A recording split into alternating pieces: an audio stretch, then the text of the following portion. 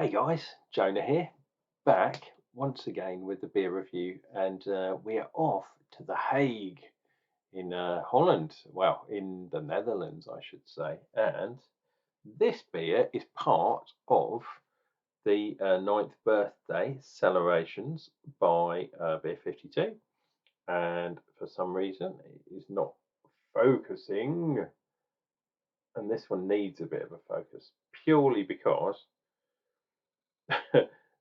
the brewery is Kompaan, and the beer is called Meet the Levensgenieter. Genienter? Levensgenieter? It is a NEIPA beer, a 4.5%, and it's got some award on here. It's a hazy beer, obviously, and very fruity, very joyful. That says IBUs, is that the same as IBUs? Well, it's 18, it's not very bitter.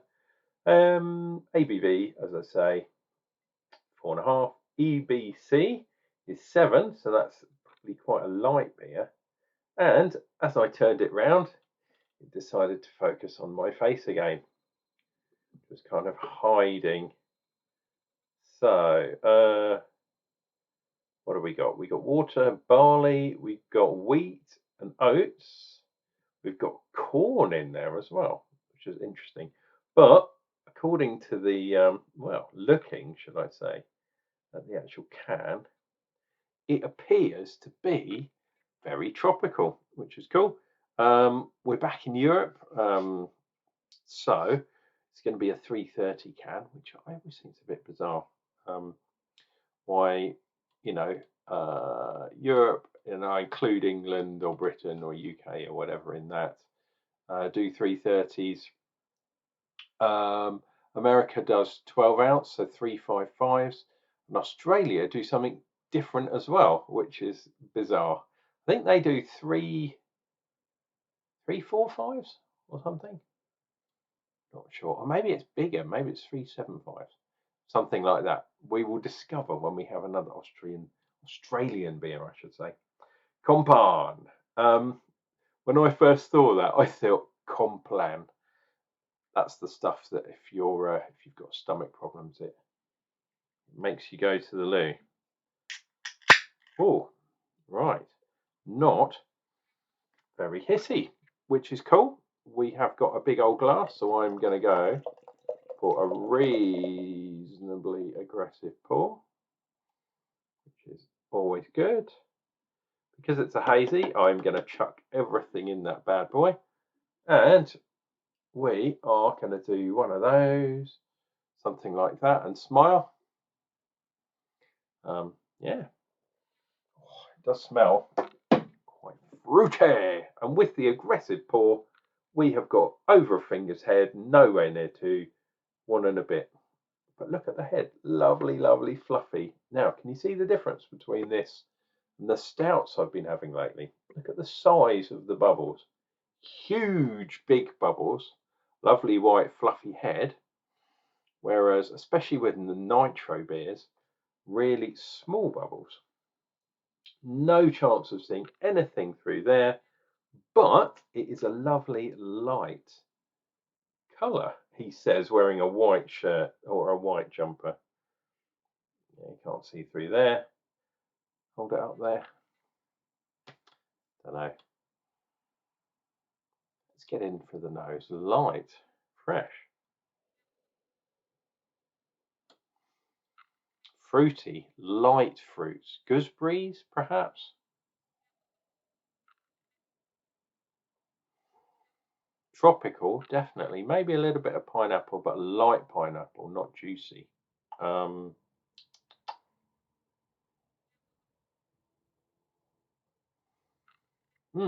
Light, not heavy. Cheers and beers to you guys. Look at that. That head is fast disappearing, but we have all the bits that hopefully will get a good, nice head retentive line on this bad boy. We've got the wheat and we've got some oats. Cheers and beers, guys.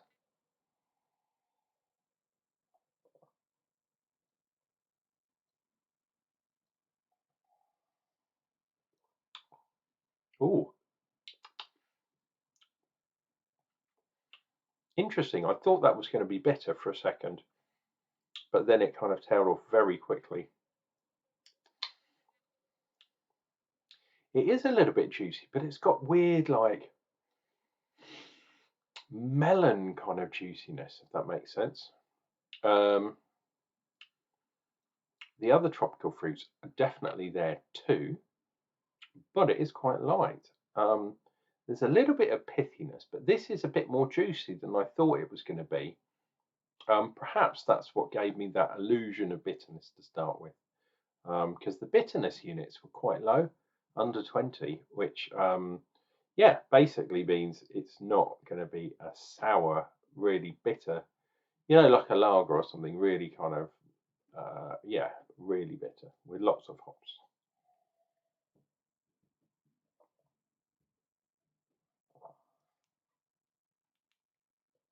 Try and pay a bit more attention this time.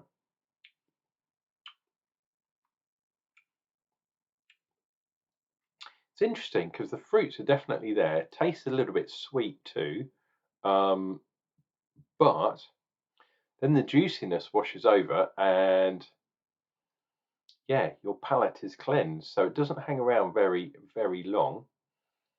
The aftertaste as well is quite short. This is very easy drinking. However, one problem is the title. It's an IPA and it's 4.5%. Okay, that's a session IPA, I assume, which is a misnomer. It's definitely not an IPA. A pale ale, yes, I will give you a hazy pale ale, but definitely not an IPA. But you could drink a lot of this and get maybe into trouble, especially in the summertime. And I guess if you're going into the south, i.e., crossing the equator from where I am and going into the southern hemisphere, that's what I was looking for. It's getting into summertime there, well, springtime definitely, and on its way into summertime.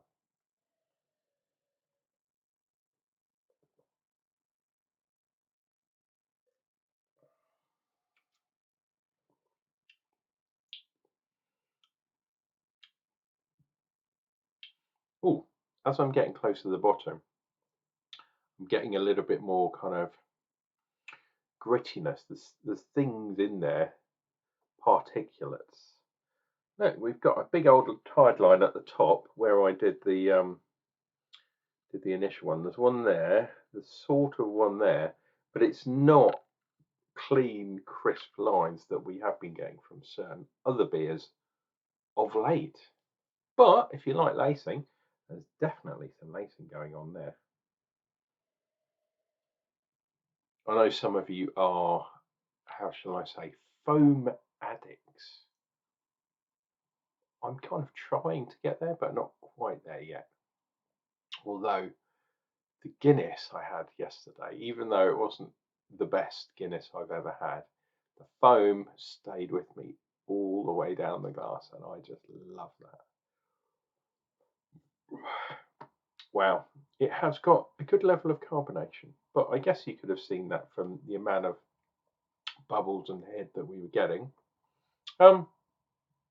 As I'm going down the glass as well, it's getting a bit more bitter, but bitter in a fruity way, not really a hoppy way, which is interesting because all the fruit flavors are coming from the hops, which is kind of a little bit bizarre.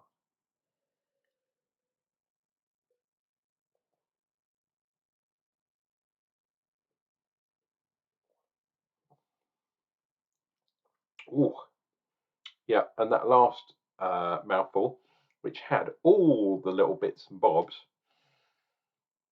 that was the most bitter of the lot. Bitter pith like, taking the pith.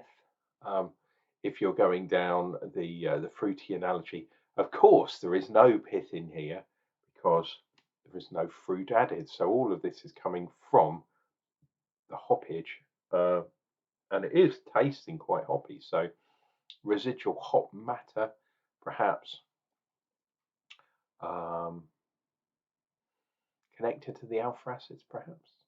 Who knows?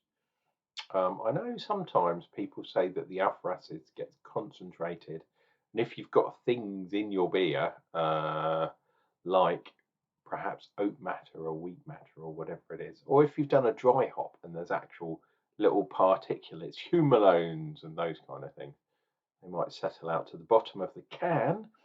And when you pour the last thing in, but because they're heavier than the normal liquid, they do kind of sit to the bottom of the can. Don't shake your cans. Jesus, that's not what I'm saying at all. But be prepared. Your first sip is going to be substantially different from your last sip.